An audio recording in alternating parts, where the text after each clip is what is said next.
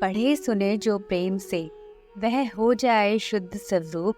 यह 28वां अध्याय कार्तिक कथा अनूप। हरे कृष्णा। भगवान विष्णु का सबसे प्रिय माह कार्तिक मास, जिसे देव पक्ष के नाम से भी जाना जाता है। इस माह में विष्णु जी को प्रसन्न करने वाले कार्य जैसे गंगा स्नान, दीपदान, व्रत और तुलसी पूजन आदि का महत्व कई गुना बढ़ जाता है। कार्तिक मास में विष्णु जी से जुड़ी कथाओं का श्रवण भी अवश्य ही करना चाहिए। भगवान विष्णु की भक्ति प्रदान करने वाली कार्तिक महात्म्य की कथा का पाठ प्रतिदिन करना चाहिए। इसका प्रतिदिन श्रवण करने मात्र से अर्थ, धर्म, काम और मोक्ष की प्राप्ति होती है। इसी कार्तिक महात्म्य का आज हम 28वां अध्याय सुनेंगे।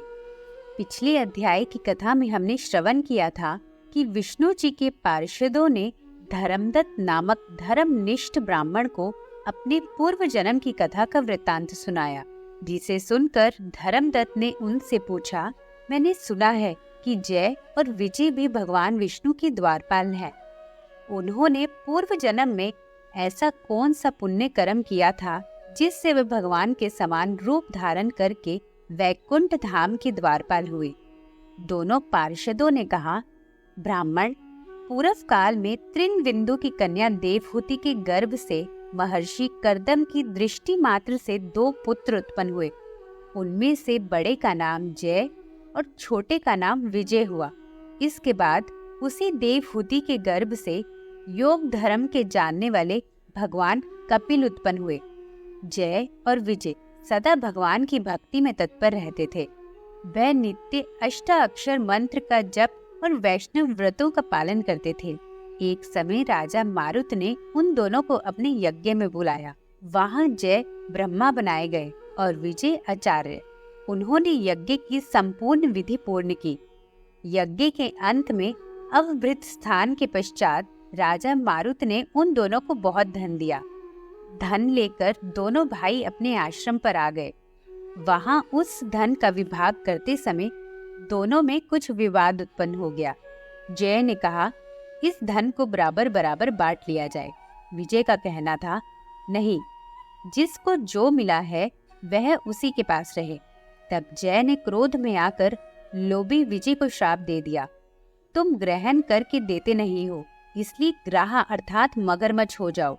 जय के शाप को सुनकर विजय ने भी शाप दिया, तुमने मद से भ्रांत होकर शाप दिया है, इसलिए तुम मातंग अर्थात हाथी की योनि में जाओ। तत्पश्चात उन्होंने भगवान से शाप निवृत्ति के लिए प्रार्थना की। श्री भगवान ने कहा, तुम मेरे भक्त हो, तुम्हारा वचन कभी असत्य नहीं होगा। तुम दोनों अपने ही दिए हुए इन शापों को भोगकर फिर से मेरे धाम को प्राप्त होगे। ऐसा कहकर भगवान विष्णु अंतर्ध्यान हो गए। तदंतर वे दोनों गंडकी नदी के तट पर ग्राह और गज हो गए।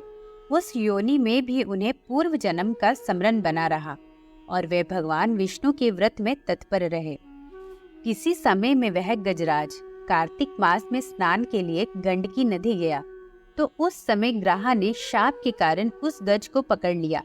ग्राह से पकड़े जाने पर गजराज ने भगवान रमानाथ का स्मरण किया। तभी भगवान विष्णु शंख, चक्र और गदा धारण किए वहां प्रकट हो गए। उन्होंने चक्र चलाकर ग्राह और गजराज का उद्धार किया और उन्हें अपने ही जैसा रूप देकर वैकुंठ धाम को ले गए। तब से वह स्थान हरि क्षेत्र के नाम से प्रसिद्ध है। वे ही दोनों विश्व विख्यात जय और विजय हैं, जो भगवान विष्णु के द्वारपाल हुए हैं। विष्णु पार्षदों ने आगे कहा, हे धर्मदत्त, तुम भी ईर्ष्या और द्वेष का त्याग करके सदैव भगवान विष्णु के व्रत में स्थिर रहो। समदर्शी बनो। कार्तिक, माघ और वैशाख के महीनों में सदैव प्रातःकाल स्नान करो। एकादशी व्रत के पालन में स्थिर रहो। तुलसी की बागीचे की रक्षा करते रहो। ऐसा करने से तुम भी शरीर का अंत होने पर भगवान विष्णु के परम पद को प्राप्त हो जाओगे। भगवान विष्णु को संतुष्ट करने वाले तुम्हारे इस व्रत से बढ़कर ना यज्ञ है, ना दान है और ना ही तीर्थ है। हे विप्रवर, तुम धन्य हो, जिसके व्रत के आधे भाग का फल पाकर यह स्त्री हमारे द्वारा वैकुंठ धाम में ले जाई जा रही है। नारद जी बोले, हे राजन, धर्मदत्त को इस प्रकार उपदेश देकर वे दोनों विमानचारी पार्षद उस कलह के साथ वैकुंठ धाम को चले गए। धर्मदत्त जीवन भर भगवान के व्रत में स्थिर रहे और देह त्याग के बाद उन्होंने अपनी दोनों स्त्रियों के साथ वैकुंठ धाम प्राप्त कर लिया। इस प्राचीन इतिहास को जो सुनता है और सुनाता है वह जगत गुरु भगवान की कृपा से उनका सानिध्य प्राप्त कराने वाली उत्तम गति को प्राप्त करता है। हरे कृष्णा।